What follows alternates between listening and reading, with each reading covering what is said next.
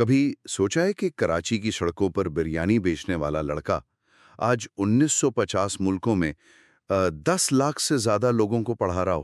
ناقابل یقین لگتا ہے نا؟ بالکل. یا ایک بس کنڈکٹر، وہ بھی پاکستانی پاسپورٹ پر، 107 ملک گھوم چکا ہو. اور یہ بھی سنیں، جسے انگریزی کا ایک حرف نہیں آتا تھا، وہ آج دنیا کے ایک بڑے لرننگ پلیٹ فارم پر وہ بھی انگریزی میں پڑھا رہا ہے. یہ تو واقعی حیران کن تضادات ہیں. جی ہاں، اور یہ کہانی، یہ تفصیلات ہمیں ملی ہے یامن الدین احمد کی ایک لنکڈن پوسٹ سے. یہ عبدالولی نامی ایک شخص کی کہانی ہے. اچھا. تو آج ہم اسی پر بات کریں گے. کراچی کی فقیر کالونی سے نکل کر عالمی سطح تک پہنچنے والے عبدالولی کا یہ سفر. جی. اور مقصد صرف کہانی سنانا نہیں ہے. ہم یامن الدین کی پوسٹ کے جو خاص پہلو ہیں نا، جیسے ویژن، ذمہ داری، خود اعتمادی اور مسلسل سیکھنا، جی بالکل، ان کو گہرائی میں دیکھیں گے. سمجھنے کی کوشش کریں گے کہ یہ کہانی ہمیں کیا سکھاتی ہے، خاص طور پر مشکلات پر قابو پانے کے بارے میں. صحیح. اچھا، تو آئیے پھر اس کا کیا کہتے ہیں باریک بینی سے جائزہ لیتے ہیں. تو پوسٹ کے حساب سے عبدالولی کی زندگی کا جو پہلا حصہ ہے، جسے یامینی پہلا مرحلہ کہتے ہیں، وہ بہت ہی مشکل تھا. سوچیں، صرف 7 سال کی عمر، جب بچے کھیلتے ہیں، اسکول جاتے ہیں، انہیں چائلڈ لیبر کرنی پڑے. 7 سال کی عمر میں؟ اللہ. جی، کراچی کی فقیر کالونی میں نہ کوئی اسکول، نہ دوست، نہ کھیل کود، بس ایک ہی فکر، زندہ کیسے رہنا ہے. یعنی بنیادی ضروریات بھی پوری نہیں ہو رہی تھیں. بالکل. اور یہ تھوڑے عرصے کی بات نہیں، پورے 14 سال، یعنی تقریباً 21 سال کی عمر تک یہی جدوجہد تھی. 14 سال؟ ہاں. کبھی ویٹر، کبھی دکان پر سیلز مین، کبھی پھل بیچے، بس کنڈکٹری کی، سڑک پر بریانی بھی بیچی. مطلب جو کام ملا وہ کیا. جو ملا وہ کیا. تعلیم تو دور کی بات، کوئی رہنمائی کرنے والا، کوئی مینٹور بھی نہیں تھا. بس غربت کا ایک چکر تھا جس میں وہ پھنسے ہوئے تھے. یامینی اسے کہتے ہیں حالات کا قیدی. ہاں.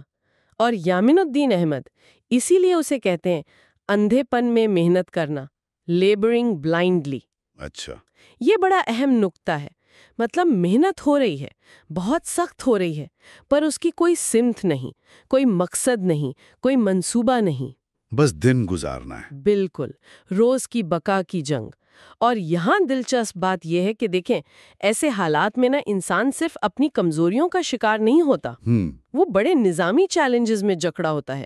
غربت، اچھی تعلیم نہیں ملنا، نوکریوں کی کمی، سماجی رکاوٹیں، یہ سب مل کر ایسا ماحول بناتے ہیں کہ نکلنا ناممکن لگتا ہے. بندہ پھر قسمت کو ہی کوستا ہے. جی بالکل. حالات کو الزام دینا، قسمت کو کوسنا اور سمجھنا کہ بس یہی مقدر ہے. لیکن جیسا کہ ہم آگے دیکھیں گے، یہی مشکل ترین وقت کبھی کبھی تبدیلی کی وجہ بھی بن جاتا ہے. صحیح.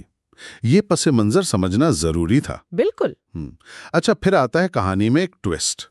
تقریباً 2008 کے آس پاس. یہ ہے دوسرا مرحلہ. جی. اور اس کی بنیاد کیا تھی؟ ایک فیصلہ، اپنی زندگی کی ذمہ داری خود لینا. یہ آسان نہیں ہوتا ہوگا ان حالات میں. بالکل نہیں، خاص طور پر جب ہر طرف مایوسی ہو. لیکن انہوں نے حالات کو کوسنا چھوڑا، خود کو بدلنے کا فیصلہ کیا. یامرا کی پوسٹ بتاتی ہے کہ انہوں نے خود سے اردو پڑھنا لکھنا سیکھا، جو ان کی مادری زبان بھی نہیں تھی. سوچیں. اچھا. جی. اور پھر انگریزی سیکھنے کی ٹھانی. باقاعدہ لینگویج سینٹر گئے، کمپیوٹر انسٹیٹیوٹ میں داخلہ لیا، بنیادی سکل سیکھی. یعنی پہلا قدم اٹھا لیا. ہاں. اور پھر 2010 میں انٹرنیٹ آیا ان کی زندگی میں. اب یہ ایک اور اہم موڑ تھا. جی. وہ بھی انٹرنیٹ پر وقت ضائع کر سکتے تھے، لیکن نہیں، انہوں نے اسے ایک اوزار کے طور پر دیکھا اور خود سے وہ سوال پوچھا جس نے سب کچھ بدل دیا. کیا سوال تھا وہ؟ میں یہاں اس انٹرنیٹ پر اپنی زندگی کیسے بنا سکتا ہوں؟ واہ. یہ سوال مطلب ایک پوری نئی سمت تھی. یہاں سے بات واقعی دلچسپ ہو جاتی ہے. جو کمپیوٹر کورس میں سیکھا تھا نا، جی، وہ دوسروں کو مفت میں سکھانا شروع کر دیا. اچھا، یعنی علم بانٹنا شروع کر دیا. بالکل. اور اگر ہم اسے ذرا وسیع تناظر میں دیکھیں تو یہ جو ذمہ داری لینے اور خود سے سیکھنے کا عمل شروع ہوا نا، جی، یہی ان کی زندگی کا ٹرننگ پوائنٹ تھا. یامن الدین احمد اسے پہلے مرحلے کے بالکل الٹ دیکھتے ہیں. یعنی اندھے پن میں محنت کے بجائے اب واضح سوچ کے ساتھ محنت شروع ہوئی. Labouring with clarity. فرق واضح ہے. بہت بڑا فرق. ذہنیت بدل گئی. اب وہ حالات پر صرف ریئیکٹ نہیں کر رہے تھے بلکہ ایکٹیولی اپنی زندگی بنا رہے تھے. خود بنا رہے تھے. جی، علم کی پیاس جاگی اور اسے بجھانے کے لیے جو بھی وسیلہ ملا استعمال کیا. اور یہاں انٹرنیٹ کا کردار بہت اہم ہے. ہاں، وہ کیسے؟ دیکھیں، انٹرنیٹ ان کے لیے ایک ایکولائزر بن گیا. ایک ایسا پلیٹ فارم جہاں آپ کا بیک گراؤنڈ، آپ کی مالی حالت، یہ چیزیں پیچھے رہ جاتی ہیں. آپ کا ہنر آگے آتا ہے. بالکل، آپ کا ہنر، آپ کا علم، آپ کی محنت، یہ زیادہ اہم ہو جاتا ہے. عبدالولی نے اس موقع کو پہچانا اور پھر اس کا بھرپور فائدہ اٹھایا. یہ ذہنیت کی تبدیلی تھی، وکٹم سے نکل کر کریٹر بننے کا سفر. اور وہ سوال، میں یہاں اپنی زندگی کیسے بنا سکتا ہوں، وہ اسی تبدیلی کا ثبوت تھا. اور پھر اس واضح سوچ اور محنت کا نتیجہ، وہ تو حیران کن تھا. جی. انہوں نے پہلے آن لائن استاد کے نام سے ایک ویب سائٹ، ایک یوٹیوب چینل شروع کیا. اچھا، آن لائن استاد. جی، اس کے ذریعے پاکستان اور ہندوستان میں آپ سوچیں لاکھوں نوجوانوں کو مفت میں سکھایا. بلاگنگ، ویب ڈیزائننگ، SEO، یہ سب ڈیجیٹل سکلز. یہ تو خود میں ایک بہت بڑی کامیابی ہے، لاکھوں لوگوں تک مفت تعلیم پہنچانا. بالکل، لیکن وہ رکے نہیں. انہوں نے پھر یوڈیمی جیسے بڑے پلیٹ فارمز کا رخ کیا. اچھا، بین الاقوامی سطح پر. جی ہاں، یوڈیمی تو عالمی مارکیٹ ہے. وہاں کورسز بنانا شروع کیے اور کمال یہ کہ ان کے کورسز بے حد مقبول ہوئے. یامین کی پوسٹ کہتی ہے کہ دیکھتے ہی دیکھتے تقریباً 10 لاکھ سٹوڈنٹس ہو گئے ان کے. 10 لاکھ؟ جی، اور وہ بھی دنیا کے 157 ملکوں سے. یہ سکیل دیکھیں ذرا. ناقابل یقین سکیل ہے. اور پھر 2016 میں ایک اور بڑا اعزاز، یوڈیمی نے، جو سین فرانسسکو میں ہے، انہیں دنیا بھر سے اپنے ٹاپ 100 انسٹرکٹرز میں شامل کیا. واو! اور انہیں وہاں تقریب میں بلایا. اب ذرا یہ تصور کریں، وہ نوجوان جو کبھی انگریزی کا لفظ انگلش بھی ٹھیک سے نہیں بول پاتا تھا، جسے کوئی رسمی تعلیم نہیں ملی تھی، وہ اب عالمی سطح پر ایک جانا مانا انسٹرکٹر تھا اور انگریزی میں کورسز پڑھا رہا تھا. یہ واقعی یہ تضاد ہی اس سفر کی عظمت کو ظاہر کرتا ہے. بالکل، لیکن کہانی یہیں ختم نہیں ہوئی. اچھا؟ ایک اور خواب تھا ان کا، دنیا دیکھنا. جی. اور انہوں نے وہ بھی پورا کیا. پوسٹ کے مطابق پاکستانی پاسپورٹ پر، جسے اکثر لوگ کمزور سمجھتے ہیں سفر کے لیے. ہاں، ویزا مسائل کی وجہ سے. جی، اسی پاسپورٹ پر 6 برے اعظموں کے 107 ملکوں کا سفر کیا. 107 ممالک؟ جی، یہ خود ایک کارنامہ ہے. اور یامین لکھتے ہیں کہ سفر ابھی جاری ہے، بس انٹارکٹیکا رہ گیا ہے. سبحان اللہ!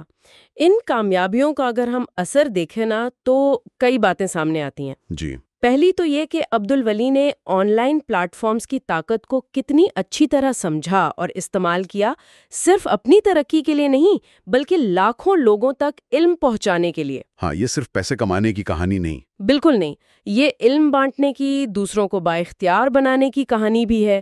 دوسری اہم بات، یہ سفر ہے 107 ملکوں کا. جی. اس سے ایک اہم سوال بنتا ہے کہ ایسے پاسپورٹ پر اتنا سفر کرنا یہ کس چیز کی علامت ہے؟ ہمت کی؟ ہمت تو ہے ہی، لیکن یہ غیر معمولی قوت ارادی، پلاننگ، مسائل کو حل کرنے کی صلاحیت اور رکاوٹوں کے سامنے ڈٹ جانے والے رویے کو بھی دکھاتا ہے. صحیح. یہ ثابت کرتا ہے کہ اگر ویژن پکا ہو، ارادہ مضبوط ہو تو راستے نکل ہی آتے ہیں.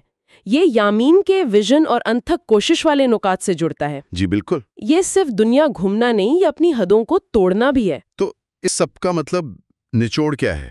یامین الدین احمد کیا کہتے ہیں؟ جی، وہ کہتے ہیں کہ یہ قسمت کا کھیل نہیں ہے، یا اگر قسمت ہے بھی تو اس کی تعریف فرق ہے. کیا تعریف بتائی انہوں نے؟ انہوں نے انگریزی لفظ لک کو توڑا ہے. LUCK، یعنی لیبرنگ انڈر کریکٹ نالج. اچھا، درست علم کے ساتھ محنت کرنا. بالکل. قسمت خود نہیں آتی، بنانی پڑتی ہے، صحیح سمت میں محنت کر کے. یامین زور دیتے ہیں کہ اصل چیزیں کچھ اور ہیں، جیسے واضح ویژن، اپنی زندگی کی ذمہ داری لینا، خود اعتمادی، مسلسل سیکھنا، مدد لینا جب ضرورت ہو، اور سب سے بڑھ کر اونرشپ اپنی زندگی کی. جی. وہ پہلے مرحلے جہاں بندہ بھٹکتا ہے، شکوے کرتا ہے، اور دوسرا مرحلہ جہاں وہ ذمہ داری لیتا ہے، سیکھتا ہے، بناتا ہے. ان میں واضح فرق بتاتے ہیں. بالکل. اور یہاں جو بڑا پیغام ہے نا وہ یہ ہے کہ آپ کا ماضی، آپ کا پس منظر یا آپ کا مستقبل طے نہیں کرتا. اصل چیز ذہنیت ہے. جی، اصل چیز آپ کی ذہنیت ہے، آپ کا ویژن ہے اور آپ کے روز کے چھوٹے چھوٹے فیصلے ہیں. یامین کی پوسٹ صرف کہانی نہیں، یہ پڑھنے والے کے لیے ایک آئینہ ہے۔ ایک چیلنج؟ ہاں، ایک چیلنج بھی۔ وہ پوچھتے ہیں کہ آپ خود دیکھیں آپ کہاں ہیں، پہلے مرحلے میں ابھی تک حالات کا رونا رو رہے ہیں، یا دوسرے مرحلے کے لیے تیار ہیں، وہ مرحلہ جہاں آپ اپنی زندگی کی کمان خود سنبھالتے ہیں، سیکھتے ہیں، بناتے ہیں۔ جی، سیکھتے ہیں، تخلیق کرتے ہیں، اور وہ مستقبل بناتے ہیں جو آپ چاہتے ہیں۔ یہ خیال کہ ہمارے انتخاب ہمارا مستقبل بناتے ہیں، یہ بہت طاقتور ہے۔ اور اس پیغام کا اثر ہمیں ان تبصروں میں بھی نظر آیا جو پوسٹ پر آئے۔ جی ہاں، وہ تبصرے بھی بڑے دلچسپ ہیں۔ کچھ بتائیں گے ان کے بارے میں؟ ضرور۔ جیسے عباس رفعت اللہ ہیں، وہ لکھتے ہیں کہ میں عبدالولی کو فالو تو کر رہا تھا، پر پوری کہانی اور جدوجہد کی گہرائی کا اندازہ نہیں تھا، بہت متاثر ہوا۔ ساجد حنیف لکھتے ہیں کہ محنت، جذبہ، فوکس اور ویژن ہمیشہ رنگ لاتے ہیں، یہ کہانی ثبوت ہے۔ محمد یاسین کہتے ہیں کہ ایسی کہانیاں یاد دلاتی ہیں کہ ویژن اور ڈسپلن کتنے طاقتور ہیں۔ آپ کی کہانی آپ کا بیک گراؤنڈ نہیں لکھتا، آپ کی ذہنیت لکھتی ہے۔ ذہنیت، جی، اور ممکن کوچنگ کا تبصرہ ہے کہ ذہنیت حالات سے زیادہ مضبوط ہوتی ہے۔ تو یہ سب تبصرے اسی بنیادی خیال کو سپورٹ کرتے ہیں کہ تبدیلی ممکن ہے اگر انسان ذمہ داری لے اور صحیح سمت میں محنت کرے۔ صحیح۔ لیکن یہاں ایک بات سمجھنی ضروری ہے، یہ جو کوئی بہانہ نہیں والی بات ہے نا، جی، بلا شبہ ذاتی عزم، ذہنیت، یہ بہت اہم ہے۔ عبدالولی کی کہانی بہترین مثال ہے، لیکن ہمیں ان سماجی معاشی رکاوٹوں کو بھی بالکل نظر انداز نہیں کرنا چاہیے جو بہت سے لوگوں کے لیے حقیقت ہیں۔ ہاں، وہ بھی ایک فیکٹر ہیں۔ بالکل، مواقع کی کمی، وسائل نہ ہونا، یہ بھی سچ ہے۔ یمین کی پوسٹ کا زور فرد کی طاقت پر ہے جو اہم ہے، لیکن عبدالولی کی کہانی اس لیے بھی غیر معمولی ہے کہ انہوں نے ان تمام رکاوٹوں کے باوجود راستہ بنایا۔